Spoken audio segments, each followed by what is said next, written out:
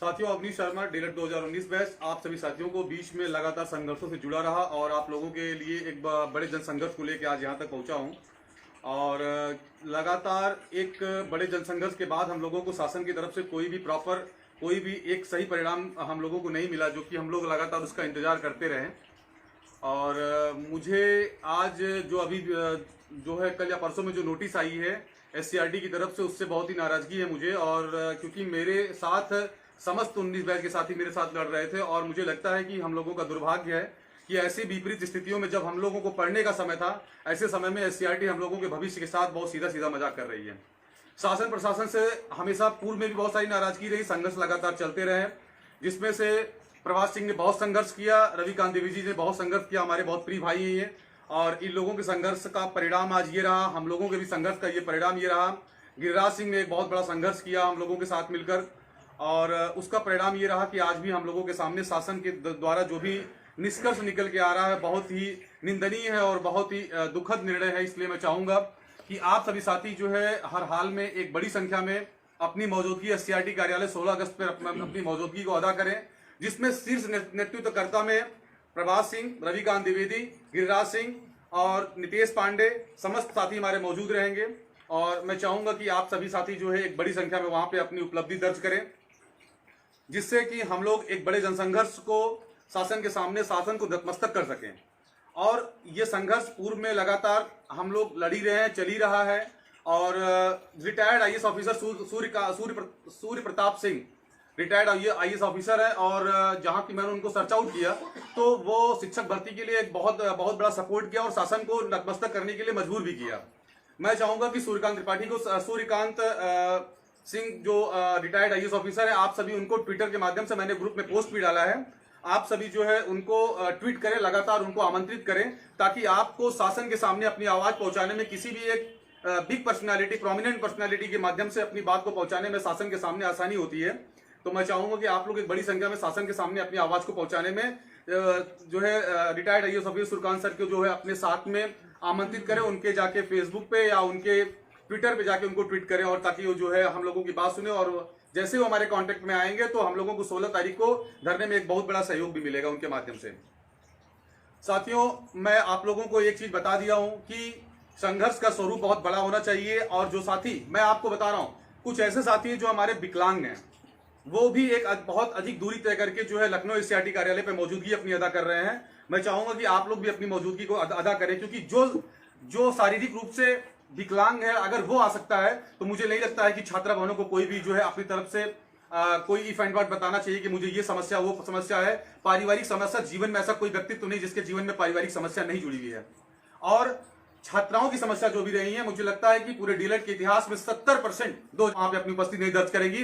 तो मुझे ये लगेगा कि जो है हम लोगों के सामने विफलता पूर्ण रूप से सामने दिख रही है, वो रिजल्ट हम लोगों को प्रॉपर दिख रहा है, उसमें कोई भी हमको समझने सोचने की आवश्यकता नहीं है।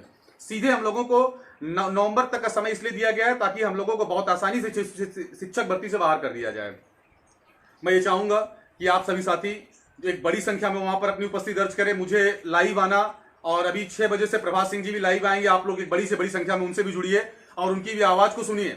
और जो है एक बड़ी संख्या में जुड़ने के बाद जो है उनकी आवाज को सुनने के बाद एक बड़ी संख्या में SCRT पे अपनी उपलब्धता भी दर्ज करिए, ताकि हम लोगों को शासन को नतमस्तक करने में या SCRT को नतमस्तक करने में हम लोगों को आसानी हो, और हम लोग शासन प्रशासन को अपनी बात को मनवाने में, क्योंकि हम लोगों ने विगत 4 आंदोलन, बहुत बड़े आंदोलन किए हैं, जिसमें हमारे समस्त साथियों का साथ रहा है।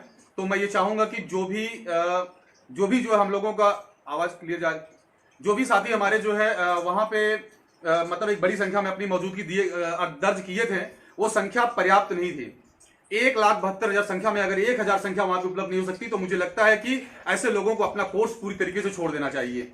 जो लोग 200 किलोमीटर की दूरी नहीं तय कर सकते हैं अपनी पारिवारिक समस्या के लिए, 200,000 किलोमीटर जा सकते हैं वो अपनी तमाम समस्याओं के लिए। हो क्या आज छात्रा बहनों के घर में अगर कोई व्यक्ति अगर मौजूद ना हो, उनके घर में कोई बीमार पड़ जाए, क्या वो जो हॉस्पिटल के लिए 200 किलोमीटर की दूरी तय नहीं कर लेंगी? तब समस्याएं नहीं आएंगी, तब आप लोग पूरे एकदम कंधे में कंधा मिला के आप लोग अपने मजबूरियों को कंधे पे लेके आप लोग स्वयं जो है चल देंगी। तो आज ये इससे बड़ी मजबूरी नहीं, बेरोजगारी से बड़ी कोई मजबूरी नहीं होती है, और बेरोजगारी से बड़ा कोई अभिशाप नहीं होता है। मैं चाहूंगा कि हर प्रत्येक प्रशिक्षुओं को जो चाहना चाहिए कि वो एक बड़ी संख्या में जो है अपने SCRT लखनऊ पे अपनी निषादगंज पे अपनी मौजूदगी दर्ज करें। और क्योंकि मैं पूर्व में आप लोगों को बहुत बार एक बात को समझा चुका हूं। हमको लगता है कि पूर्व के जितने भी संघर्ष किए गए हैं, मंत्रियों के साथ जो है ज्ञापन को सौंपा जा चुका है, और डीएम कार्यालय में ज्ञापन सौंपा जा चुका है, एससीईआरटी कार्यालय में भी ज्ञापन सौंपा जा चुका है। और आप लोगों को पता है कि 67 डायड में हम लोगों के डीएलएड 4th सेमेस्टर की जो पूरा सेशन था वो 7 अगस्त को पूरी तरीके से समाप्त हो गया है। और ये सभी डायडों का प्रमाण हमारे तमाम संगठन भाइयों के द्वारा जो है लगातार ग्रुप में साझा भी किया जा रहा है। नितेश पांडे ने लगभग मुझे लगता है कि 40 से 45 या लगभग 50 से अधिक डायडों का शेयर भी कर दिया है ग्रुप में। आप सभी को ये बात अच्छी तरह पता है कि हम लोगों के हक की, हम लोगों का अधिकार छीना जा रहा है, उसके बावजूद भी आप लोग खामोश बैठे हो। मुझे नहीं समझ में आता ऐसे वो कौन लोग हैं जिनके अधिकारों का हनन हो रहा है, ऐसी स्थितियों में भी वो खामोश बैठे हुए हैं।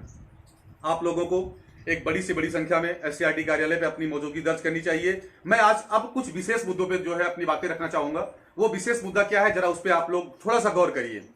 विशेष मुद्दा ये है कि गिरिराज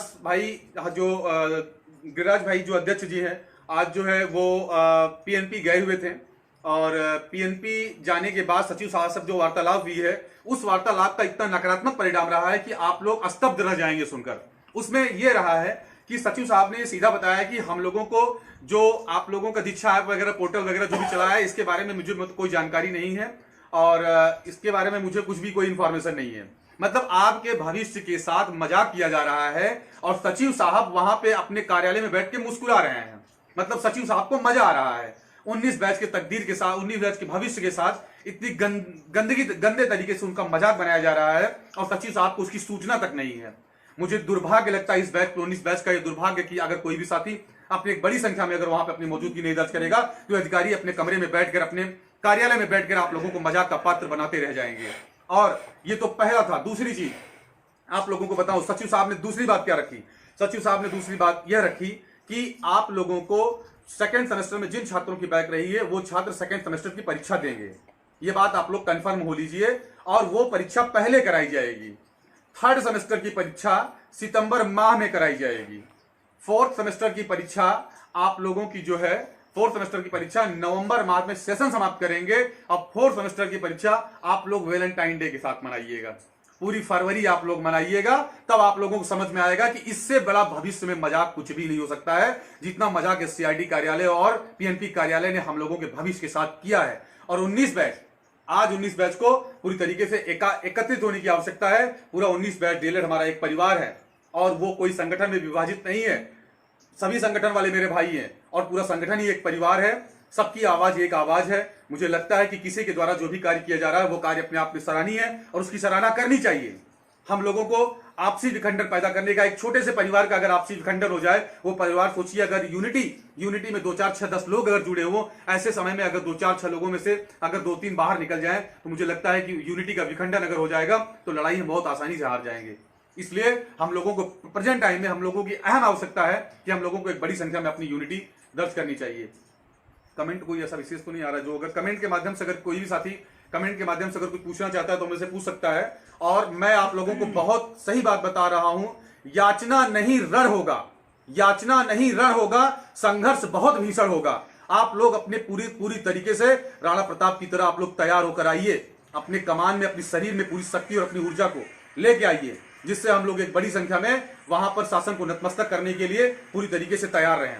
मैं चाहूंगा कि 19 बैच में पूरी तरीके से एकाग्रता, 16 अगस्त के लिए आप लोग अपनी पूरी तैयारी दर्ज करके आइए। अगर आप लोगों के दिमाग में, और मैं एक बात और आप लोगों को सचेत कर देना चाहता हूं, जो लोग नहीं आ रहे हैं, ऐसे लोग जो नहीं आ रहे हैं, उन लोग मेरे से भविष्य में कभी भी मुझे कॉल या मैसेज कर या कभी नहीं पूछेंगे कि क्या हुआ है।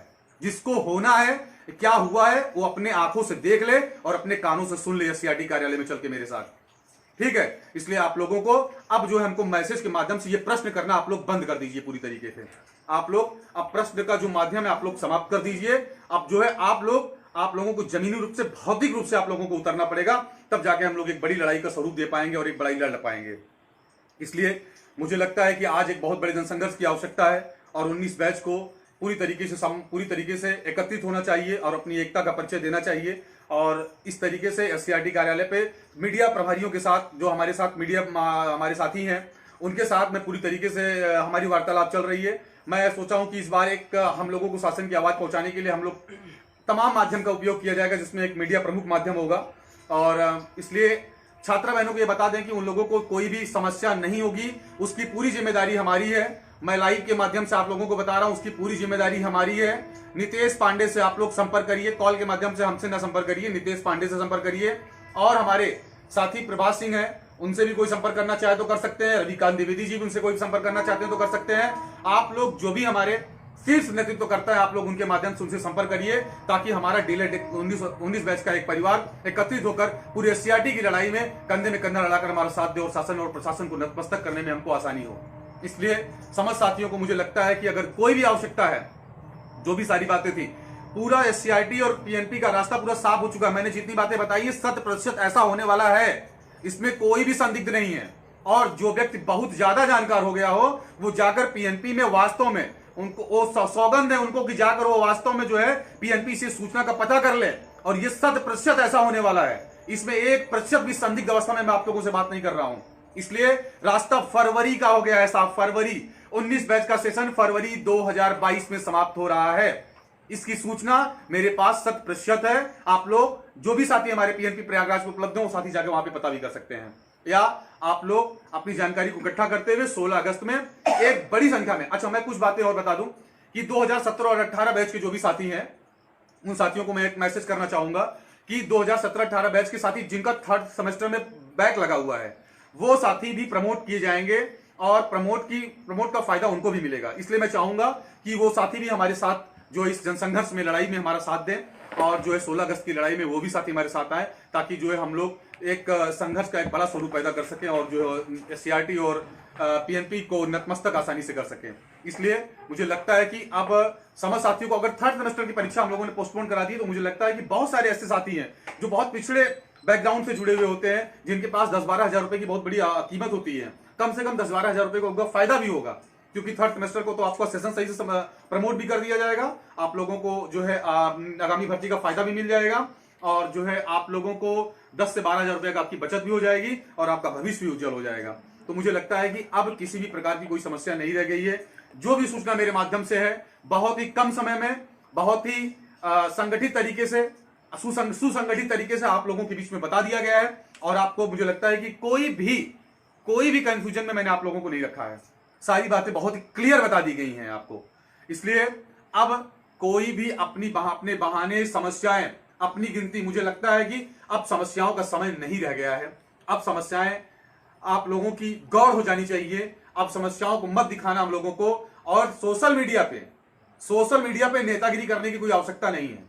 नेतागिरी करनी है तो 16 अगस्त को आओ, नेतागिरी वहीं पे आके करना, हम मिलेंगे वहां पे, ठीक है। इसलिए जो है आप लोग 16 अगस्त को हमको, जो अब तो सोशल मीडिया पे हमको कोई भी नेतागिरी नहीं करेगा, जो भी हमसे मिलना होगा 16 अगस्त पे एससीईआरटी कार्यालय पे हम मौजूद रहेंगे।